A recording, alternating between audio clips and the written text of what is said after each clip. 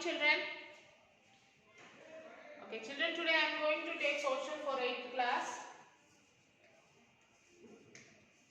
Social 8th class.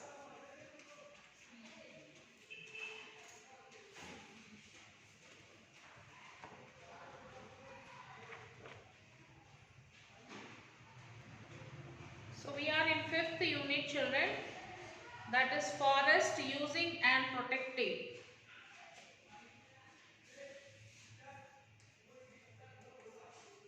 Unit 5, forest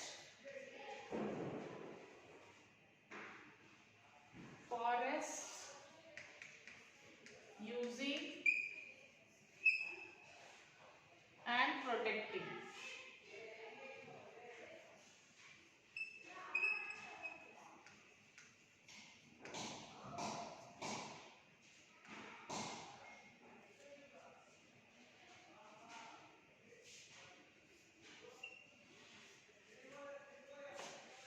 So open your textbook, page number 40.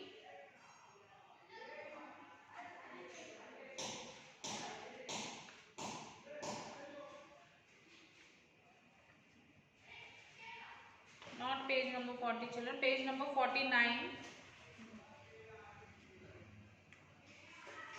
Forests using and protecting.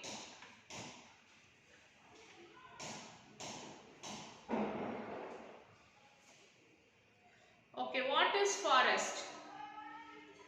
Forest means many things to different people. Some people are afraid of forest, thinking that it is a home of wild animals, snakes, insects and dangerous places like deep gorges, cliffs and rocks. So forest means it is different places for different people. Some people, if they say forest, if anyone say forest, they'll be scared of it because they think that in forest wild animals will be there like snakes, insects, dangerous animals, lion, tiger.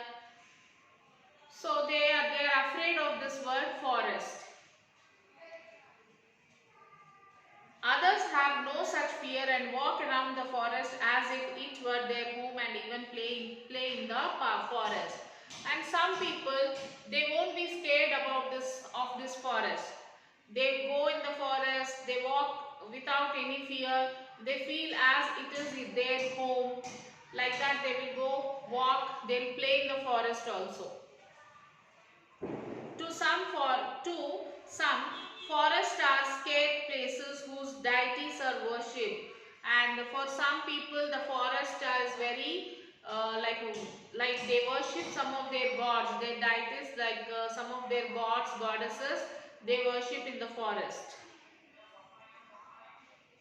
It is a place from where they get raw materials like timber, bamboo, beedi leaf, or hunt animals and sell them in the market. So from the forest we get the raw materials like timber, bamboo, and also we get they hunt the animals and sell them in the market. Similarly, different people uses forest differently. So in the same way, people also use forest in different uses. Okay. As I told you, some of them are scared, some of them worship their god in the forest, some of them play, some of them go for hunting for animals. Like that, different people use different ways.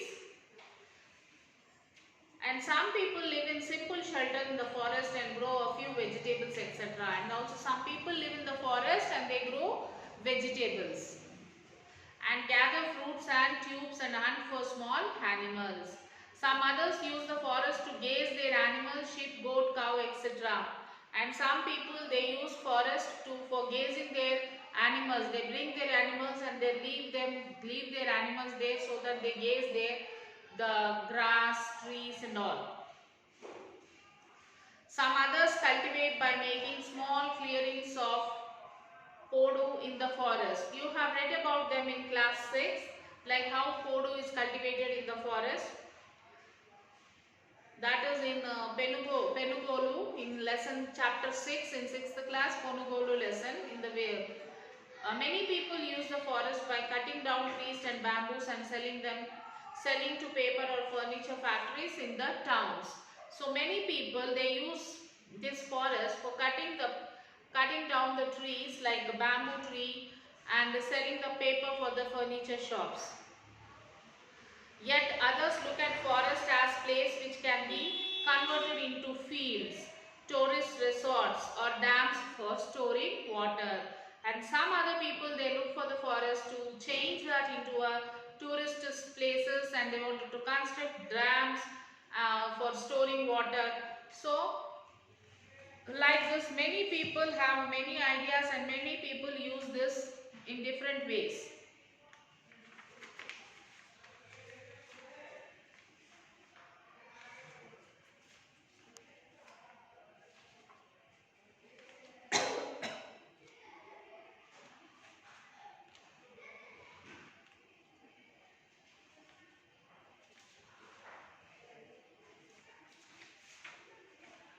Yes, birds, insects, animals, fishes, countless being thieves in and use forest. So when we think of the forest, we need to think about them too.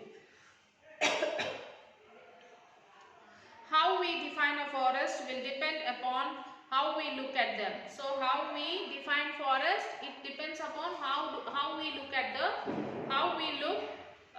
them. For example, one easy definition can be a large tract of land covered by trees. While this may be a useful definition, it has several limitations. For example, we need to ask how large a tract. What do you mean by covered by trees? How do we mean by how thickly covered? Can we differentiate between the forest and a plantation, which can also be covered by trees? Can a forest be complete without its undergrowth animals, birds and insects? There can be many more questions like these about any definitions. Nevertheless, we have to work with a common understanding of what is a forest. Perhaps we can say that most forests have many of these features. Like the forest will have a large tract stretching several kilometers in length and breadth. The area will be very big. A tree cover and undergrowth, bushes, plants, grasses and creeps which grow with little interferences from human beings. Considerable biodiversity, and animals live and breed naturally without interference. In India, at least most forests are inhabited by people who have been living in them by adapting themselves to the conditions of the forest without changing them too much. So people living around the forest use them for a variety of purpose. So the people who are living around the forest, they use that forest for variety of so many purposes. They use the forest for food, for building cottages and making agricultural tools, fuel for grazing animals, for worship, solidate, etc. People use forest for all these purposes. People living far away from forest too have been using the forest for many things like wood medicines, etc. The people who live near the forest also use this forest for their several uses, and people who live so far away from forest also, they use forest for different things like wood. They use wood and they use plants for medicines. Thus many people earn the livelihood by collecting forest produce and selling them. So many people depend on the forest for their livelihood, like they collect the products produced by the forest and they take that and they sell them. Later on we shall see how these different uses of forest often come into conflict with each other and how the conflicts are handled. Now location of types of forest. Location and types of forest. Where do forests grow? Where do forests grow? This is a difficult question to answer. Several thousand years ago, forests grew almost everywhere where there was soil. So, several years ago, wherever there is a soil, we can see that it is a forest. Where there is a soil, sunshine and rain. Thus, forests did not grow only in the Arctic regions or high up in the snow-covered Himalayas or sandy or rocky deserts or on sandy sea coast. Living aside such places, forests grew almost everywhere. However, as human beings took to agriculture, culture and living in villages and towns, forests were cut down for agriculture, mines, plantation, industries, etc. Slowly, by the beginning of 20th century, forests were confined to only tracts that were not useful for agriculture.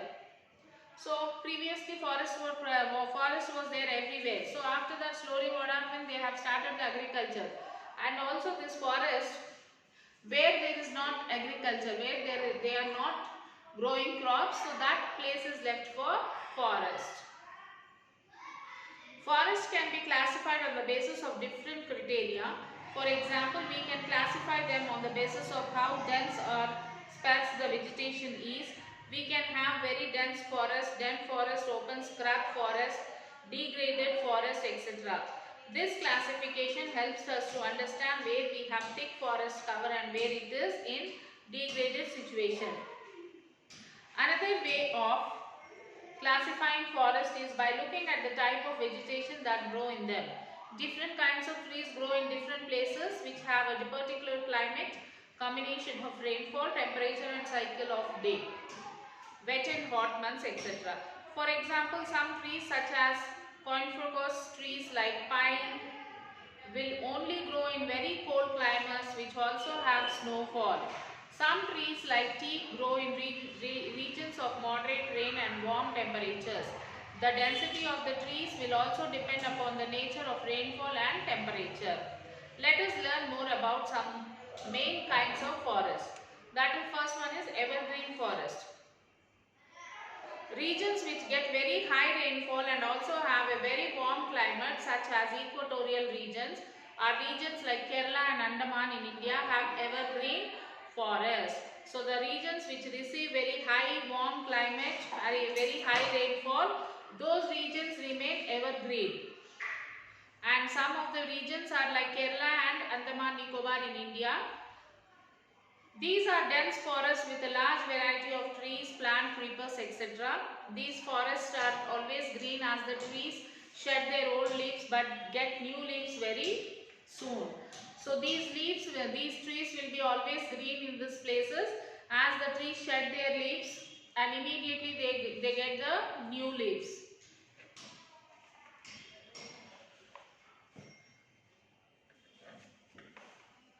Okay.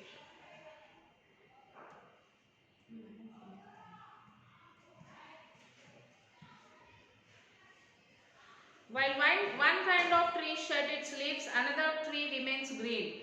This is because they get moisture and warmth to grow constantly. Jamun, canes, bamboo, kadam, etc. are some characteristics trees of these regions. We do not have such forest in Telangana. There are also different kinds of evergreen forest in the Himalayas. These are pine forests which remain green throughout the year. However, they have leaves which are very thin and shaped like needles.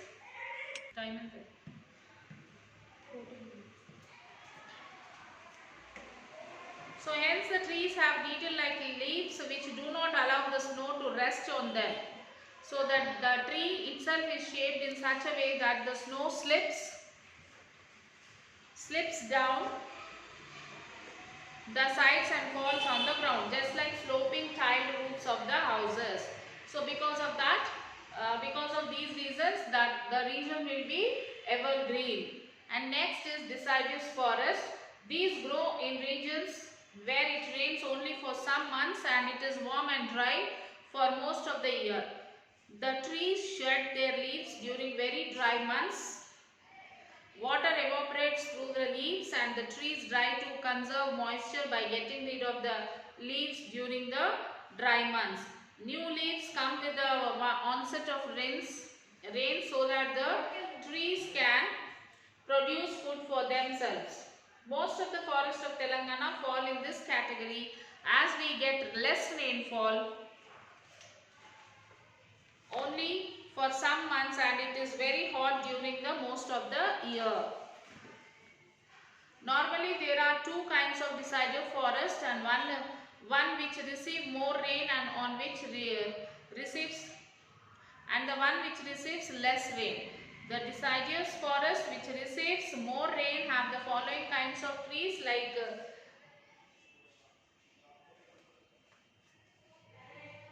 Vegi, Agisa, Matti, Arjuna, Bandaru,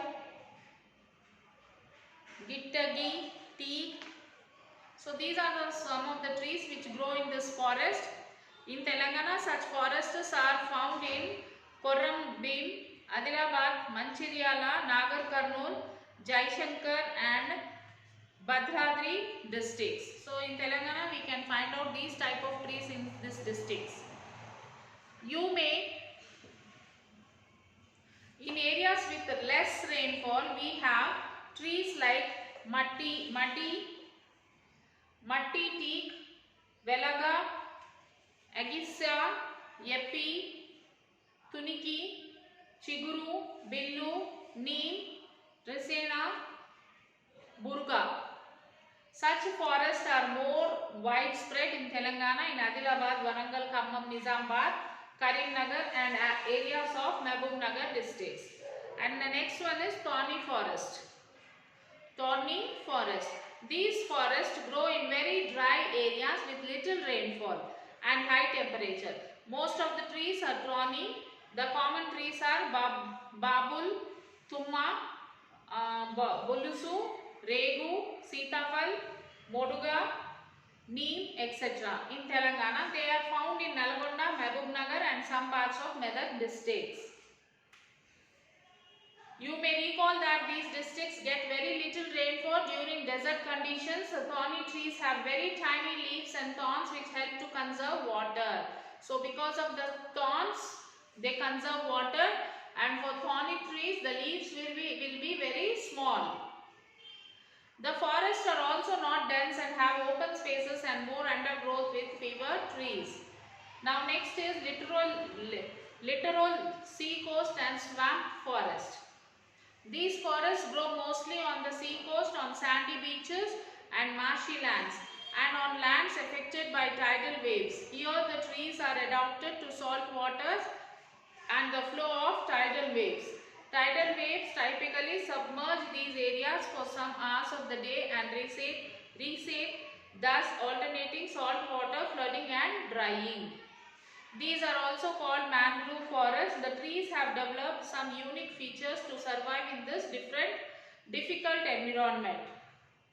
Uppu ponnu, boddu ponnu, urata mada, tella mada, gundu mada, kadili and bella are some of the typical vegetation of coastal region. And next is status of forest in Telangana. You read about some of the important kinds of forest in our state, but how large are our forests? Are they increasing or decreasing? Let us find out. About 26,904 square kilometers of the region has been declared as forest by the government. This is about 24% of all land in the region, or nearly 1/4 of our state. However, all this is not really forested, as only about 16.74% of our land has tree cover to qualify as forest. This means that is about 7% of our forest lands are open grounds and with very few trees. Even this forest cover is dwindling due to felling and encroachment, mining, etc. Every year about 30 square kilometers of forest are lost in our state. And the next is initiation for greenery in Telangana. Due to this, Telangana government has initiated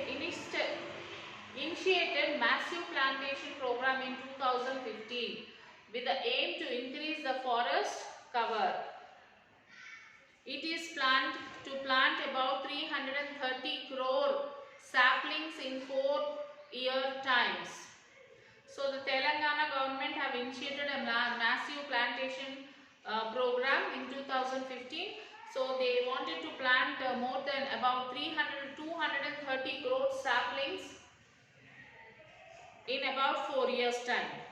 As a part of the program, the saplings are being planted near the open space in habitations of the people on both sides of the road, on all tank bunds, in all public places like school, college, university, hospitals, and in the premises of the offices. So the saplings were planted in all these places. The increased green cover helps in high rainfall and abundant water sources. So the increase of these plants, if the plants grow and become and they grow,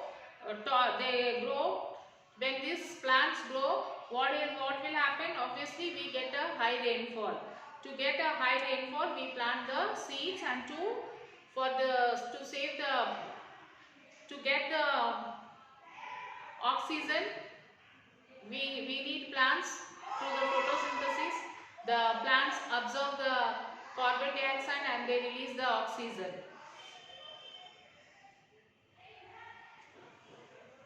The preservation, restoration and improvement of the natural and social environment is the major issue all over the world.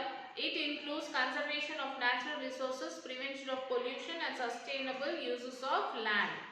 So tribal people and forest.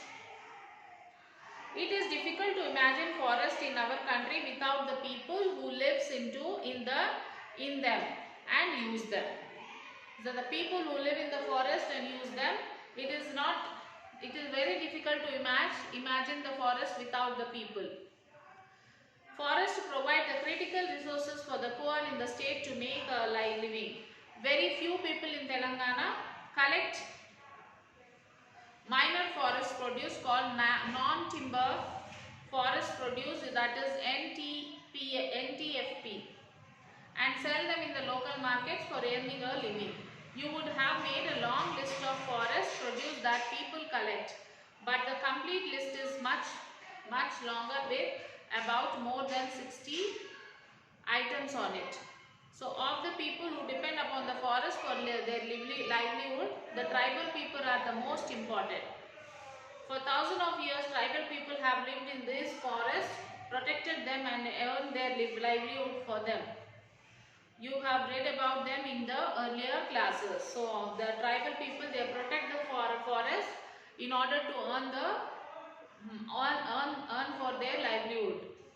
Even today, more than 60% of the forest of Telangana are in areas where tribal people live. Similarly, about 60% of tribal people in Telangana today live in forest. How do the tribal people use forest? You may remember how people of Ponugolu use the forest around them for podu cultivation. Collection of forest produce like food items, fruits, turbans, etc. Items for sale like beedi leaves, medical plants, bamboo, tamarind, etc. So unlike in plain village, tribal people don't have the notion of private properties, land, and all clan members use the forest with the consent of the village elders. Each family has customary right over the land they cultivate and will shift to in the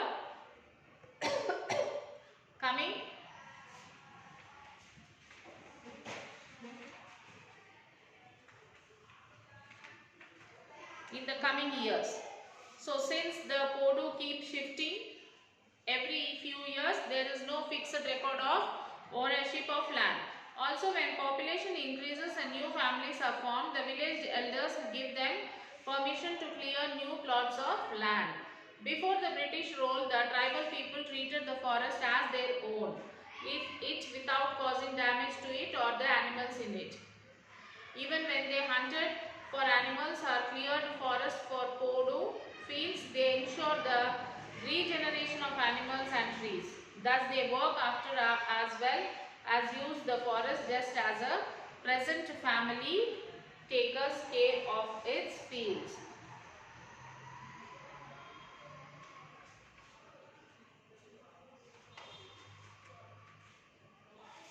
So the rest of the lesson we will continue in the next session, children. Till that, what you have to do is you write the name of the lesson in the classwork book, lesson number, name, and write the keywords which is there behind the lesson. After writing the keywords behind the lesson, write first and second question answer by your own. To write the answer by your own, what you have to do, children? You have to read the lesson. You must read the lesson and then try to write the answer by your own. Okay, children, till then read the lesson, complete lesson 2 times.